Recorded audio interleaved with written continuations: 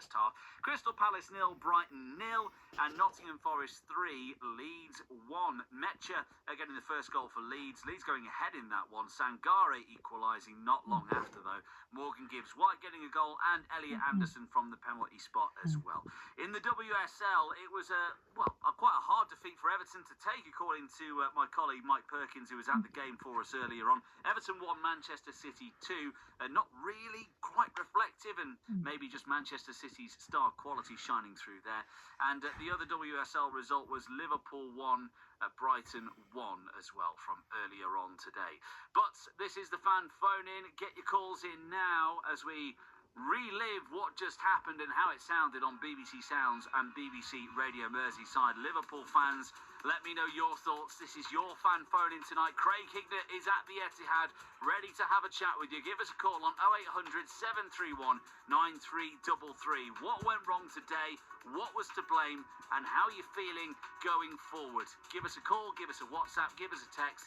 On the WhatsApp, it's 08000 321 333. Start your message with the word Mersey, or it's 81333 on the text. Again, put Mersey at the start of your message. Doku, down the line he goes, left-hand side, running at Conor Bradley. Conor Bradley deals with it quite smartly, but a mistake there by Canate.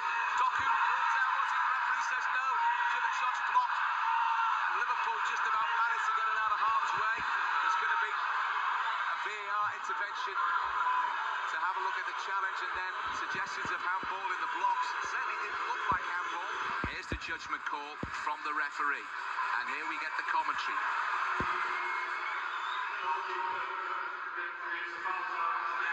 No. Well, no. My goodness, he's given a penalty. That is the worst decision in a big match in the Premier League that I've seen for a long time. Almost 12 minutes gone. Haaland spots the ball down. Mamardashvili jumping up and down. Haaland, it's saved by the goalkeeper. Fantastic stop by Mamardashvili, diving away to his left-hand side.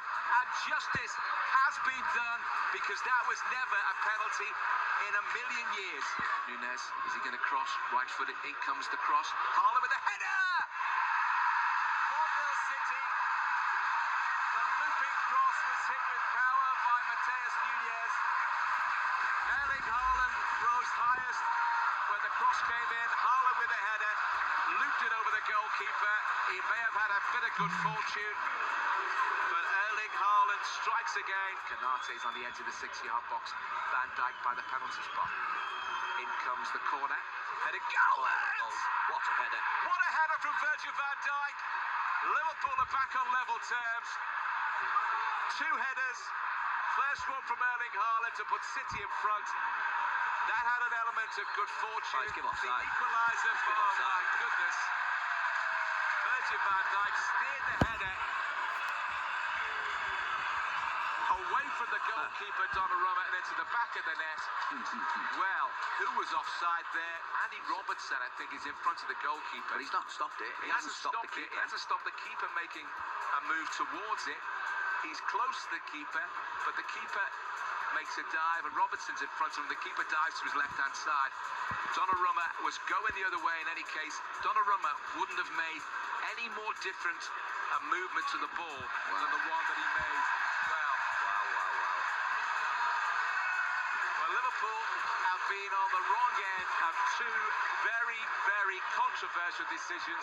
Driven shot from Nico Gonzalez. Took a deflection. 2-0 City.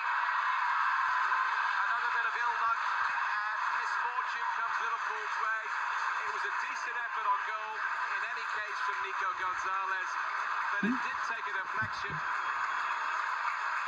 How far that took it out of the reach of Mamardashvili from the initial shot. Well, the keeper can give it the answer to that. I think it's come off Virgil van Dijk. Gonzalez finds Nico O'Reilly. Doku into the penalty on his right foot, shoots. Well, the reaction from the City fans will tell you what's just happened. It's an outrageous right foot strike from Jeremy Doku, cutting in from the left-hand side. It's Manchester City 3, Liverpool 0.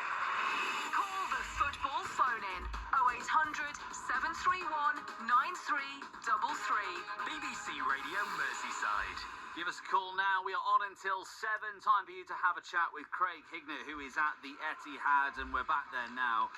Craig, we heard a few of your thoughts there, summing things up at the end with Mike.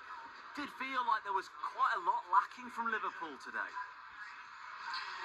Yeah, they huffed and puffed really, Munsey, without really doing anything. Second half they were a little bit better. They started asking more questions, made more chances second half. That first half, you know, they just huffed and puffed without really looking like opening City up and creating some real chances.